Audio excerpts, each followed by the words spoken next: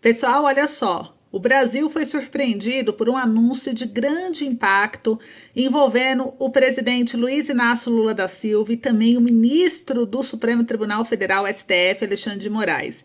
A decisão, que promete mudar os rumores do país, gerou debates intensos nessa manhã de hoje, onde especialistas trouxeram a sua opinião pública e o povo brasileiro fez muitos questionamentos do porquê tomaram essa decisão. Eu vou mostrar aqui e explicar tudo para vocês.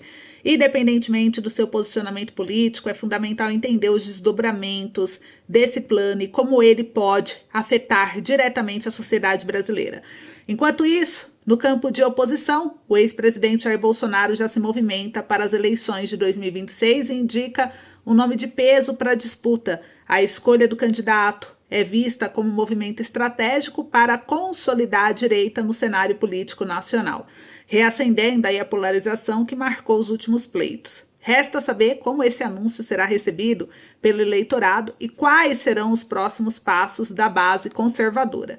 E no cenário internacional, Donald Trump também prometeu uma nova tarifação que pode afetar significativamente o comércio global. As novas tarifas visam impactar setores estratégicos e já preocupam diversos países, incluindo o Brasil. A medida faz parte da sua plataforma econômica e pode gerar fortes repercussões para a economia mundial.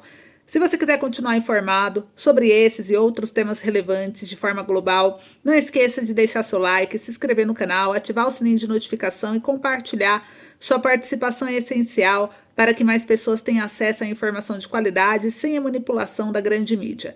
Sem demora, gente, olha só, o governo Lula e o STF mais uma vez demonstram sua verdadeira prioridade: proteger os bandidos. Eu vou mostrar aqui para vocês, enquanto o cidadão de bem sofre para conseguir qualquer tipo de assistência, parece que os criminosos dentro dessa gestão do governo Lula receberão privilégios absurdos. Quem trouxe essa denúncia foi aqui o Cleitinho Azevedo. Olha só o vídeo que ele trouxe, que o parlamentar trouxe, a respeito da Bolsa para Presos, que é a Bolsa Recomeço. Ele trouxe aqui. Isso é um murro na cara do trabalhador e do cidadão de bem. Conheça o programa Pena Justa. Olha só esse vídeo. Prestem bem atenção no que eu vou mostrar para vocês. Vocês compartilhem esse vídeo para todo o Brasil. Isso aqui que eu vou mostrar para vocês é um murro na sua cara. Você que é trabalhador, pagador de imposto, cidadão do bem desse Brasil. Eles estão com um programa agora que chama Pena Justa. Isso para mim é um murro na sua cara, vindo da CNJ, do Ministério da Justiça e do STF. A nossa justiça do Brasil. Olha algumas das medidas que vocês podem ter certeza que a gente vai barrar essa loucura. Olha isso aqui. Bolsa para presos estudarem. Bolsa Recomeço. Bolsa para preso. Tá compensando mais você, trabalhador, parar de trabalhar, parar de pagar imposto e virar bandido, e virar ladrão. Porque aí você vai ter direito a uma Bolsa Recomeço. Tem mais, olha isso aqui. Cota para presidiários em concursos públicos. Cota para presidiários em concurso público. Você não tem direito, mas o presidiário vai ter cota.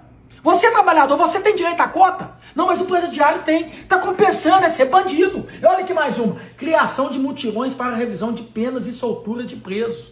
É isso aí. Tá querendo soltar todo mundo, liberar todo mundo. Quer dizer, compensa ser vagabundo, bandido nesse país aqui. Mas vocês podem ter certeza, eu estou encaminhando agora para a PGR para poder anular esse programa aqui. Isso aqui é um murro na sua cara. A gente não vai permitir que bandido tenha mais privilégio que cidadão do bem. Vamos para cima, tamo junto. Bom, gente, vocês viram aí. Eu quero saber a sua opinião. Agora surge, como vocês viram no vídeo, o Bolsa Recomeço, um programa que destina R$ 900 mensais para os presidiários, né? Você trabalha, você paga seus impostos, sofre para sustentar sua família e o governo destina seu dinheiro suado para reintegrar, né, aqueles que decidiram trilhar o caminho do crime. Alguém já viu um auxílio desses para uma mãe que perdeu um filho assassinado? Comente aí. Para um trabalhador que foi vítima de violência? Claro que não, né? Porque no Brasil da esquerda, a prioridade não é a vítima. E para piorar, o STF, em parceria com o governo, quer implementar o programa Pena Justa. Esse projeto prevê uma racionalização das penas, dando ainda mais brechas para que criminosos escaparem ilesos. A proposta visa humanizar o sistema prisional, garantindo que os criminosos tenham mais direitos e facilidades para sair da cadeia. O resultado disso, muitos estão criticando que seja mais impunidade. Enquanto a vítima sequer recebe assistência, muitas vezes não consegue nem a pensão por morte quando perde um ente querido para a criminalidade, o governo e o STF querem garantir uma vida confortável para quem escolheu roubar, matar, destruir famílias. Então estamos assistindo a um verdadeiro escárnio com o povo trabalhador, que é humilhado para conseguir qualquer recurso público, enquanto prisioneiros recebem benefícios sem precisar mover um dedo. E olha só a matéria, saiu aqui, ó, no próprio Supremo Tribunal Federal. Poderes judiciários e executivo lançam o programa Pena Justa. Cerimônia do STF formaliza acordos de cooperação para cumprir mais de 300 metas que visam melhorias no sistema previdenciário até 2027. Então, os poderes judiciários e executivo lançaram na quarta-feira do dia 12 de fevereiro, em cerimônia no STF, o programa Pena Justa, criado para combater as violações sistemáticas de direitos humanos no sistema prisional brasileiro. Durante o evento, as autoridades assinaram acordos de cooperação e apresentaram um selo comemorativo dos Correios para marcar a iniciativa.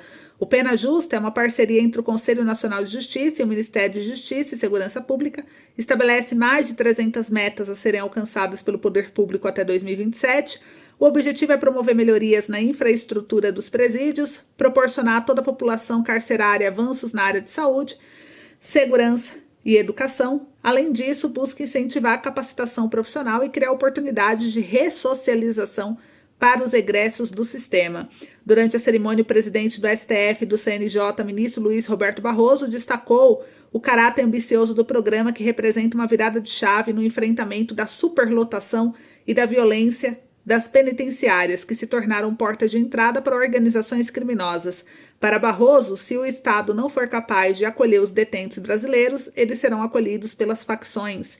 O que estamos fazendo é um exercício de empatia, não com ingenuidade nem desapreço à situação das vítimas, nem para oferecer mordomias inaceitáveis para essas pessoas, mas apenas para dar condições mínimas de dignidade para que elas não saiam de lá pior do que entraram. Essas pessoas não devem ser atiradas no lixo do sistema prisional. Elas não perderam sua dignidade, apenas perderam sua liberdade, disse. Os acordos de cooperação assinados estabelecem os critérios para a implementação e o acompanhamento das metas do programa no país. Um deles cria uma linha de crédito para apoiar estados em projetos de cultura, qualificação e reinserção social.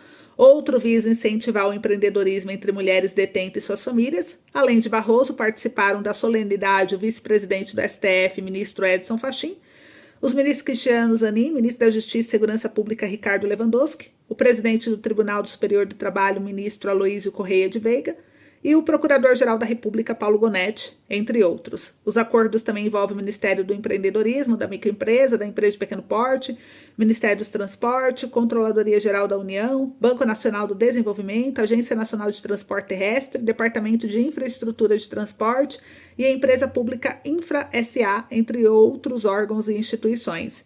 Esse é um passo gigantesco para que o Estado consiga recuperar o território que hoje é controlado pelas facções, disse Lewandowski.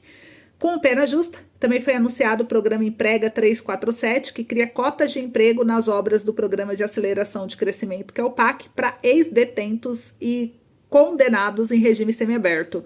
O objetivo é garantir a criação de empregos dignos e remunerados para mais de 600 mil pessoas. Elas irão trabalhar em projetos de reflorestamento, compensação ambiental relacionada às obras de infraestrutura rodoviária e ferroviária, e para incentivar o engajamento, o Emprega 347 prevê a entrega anual de um prêmio para as unidades produtivas e para os presos e os ex-detentos que se destacarem no trabalho.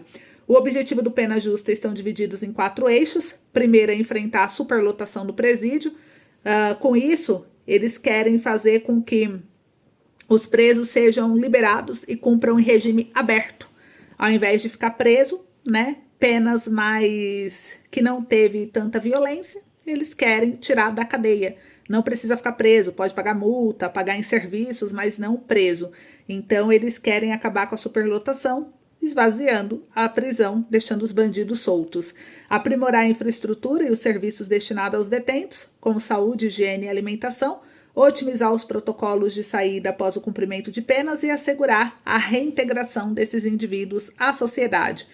O programa foi construído ao longo de 2024. Os estados e o Distrito Federal têm 6 meses para elaborar e apresentar planos locais baseados no Programa Nacional, e o programa atende a uma decisão do STF na arguição de descumprimento de preceito fundamental que reconheceu um estado de coisas inconstitucionais no sistema carcerário brasileiro, responsável pela violação massiva dos direitos dos presos. O STF determinou cooperação do poder público para resolver os problemas. Outros encaminhamentos da ADPF 347, contemplados pelo Pena Justa, são o fortalecimento das audiências de custódia, a liberação e o não contingenciamento dos recursos do Fundo Penitenciário Nacional e a criação pelo CNJ de novas varas de execução penal que atendam às demandas do sistema carcerário do país. O STF homologou o plano com ressalvas no fim do ano passado. Pois é, gente, pasmem, né? Enquanto a gente vê aqui Lula e o STF ocupados protegendo criminosos, Bolsonaro já está pensando no futuro. O ex-presidente sugeriu Paulo Guedes para o Senado de Minas Gerais em 2026, um nome forte para lutar por um país com menos assistencialismo para bandidos e mais oportunidades para quem trabalha duro. Então ele trouxe aqui, saiu na Gazeta do Povo, Bolsonaro pede paciência a Nicolas e sugere Paulo Guedes para o Senado em 2026. Então, o ex-presidente Jair Bolsonaro afirmou nesta terça-feira do dia 25 que o deputado federal Nicolas Ferreira precisa ter estabilidade e esperar o momento certo para disputar cargos maiores. Isso porque o nome do parlamentar mineiro está sendo cotado para disputar o Senado no ano que vem, com a possibilidade de se mudar a idade mínima para a candidatura de 35 anos para 30 anos. Bolsonaro afirmou que ainda não tem exatamente um candidato ao Senado em Minas Gerais para 2026, embora sugira o ex-ministro Paulo Guedes da Economia ao cargo. Ele avaliou que Nicolas, deputado mais votado do Brasil em 2022, se empolgou com a possibilidade de mudança na legislação. O sucesso de Nicolas, ninguém vai duvidar. O que ele tem, no meu entender, é que ter essa estabilidade para saber a hora certa dele. Ele se empolgou um pouco com uma proposta de emenda à Constituição para reduzir para 30 anos a idade mínima para disputar o Senado por Minas Gerais, mas existem certas coisas que vêm com a idade, afirmou o ex-presidente em entrevista ao jornalista Léo Dias. Então, gente, pela Constituição é necessário ter 35 anos para se candidatar no Senado e Nicolas terá 30 anos em 2026. Uma proposta de emenda à Constituição tenta reduzir essa exigência, mas Bolsonaro demonstrou ceticismo com a viabilidade da mudança. Então, a gente vai acompanhar tudo isso de perto, mas vocês viram aí que já tem uma cotação, né? E lá fora, Trump anuncia um tarifaço contra a China, México, Canadá, Europa, protegendo a economia americana e garantindo a soberania do seu país. Enquanto isso, no Brasil, Lula abre aí as portas, né, para tudo e todos, mas fecha os olhos para a realidade do trabalhador. Até quando o povo brasileiro vai aceitar isso? Precisamos reagir e mostrar que não aceitamos um governo que só protege criminosos, enquanto o cidadão honesto é quem paga a conta, né? Mas saiu aqui no jornal O Globo, mostrando que o Trump diz que tarifas sobre Canadá e México começam no dia 4 de março. China terá taxação adicional de 10%.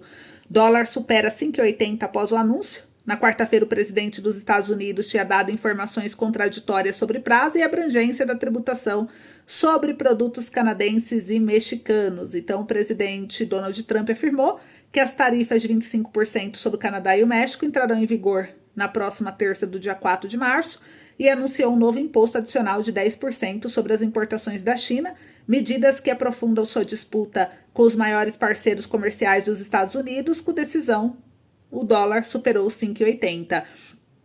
E o Trump publicou nessa quinta-feira em redes sociais que drogas provenientes dos vizinhos americanos ainda estão entrando nos Estados Unidos em níveis muito altos e inaceitáveis. Não podemos permitir que essa praga continue prejudicando os Estados Unidos e, portanto, até que pare, ou seja, seriamente limitada, as tarifas propostas programadas para entrar em vigor no dia 4 de março, de fato entrarão em vigor conforme planejado, escreveu o presidente com palavras em letra maiúscula. A China também será taxada com uma tarifa adicional de 10% nessa data. O presidente americano havia adiado a implementação dessas tarifas para Canadá e México no dia 3 de fevereiro por um mês, após os líderes de ambos os países anunciarem novas medidas de segurança na fronteira.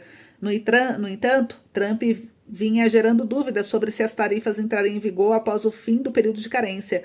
E na quarta-feira, um funcionário da Casa Branca afirmou que o prazo para as tarifas sobre o Canadá e o México continua sendo de 4 de março e que Trump ainda não decidiu se considerar outra prorrogação. Então, as tarifas de 25% serão aplicadas a todas as importações canadense e mexicana, exceto produtos energéticos do Canadá, que serão taxados em 10%.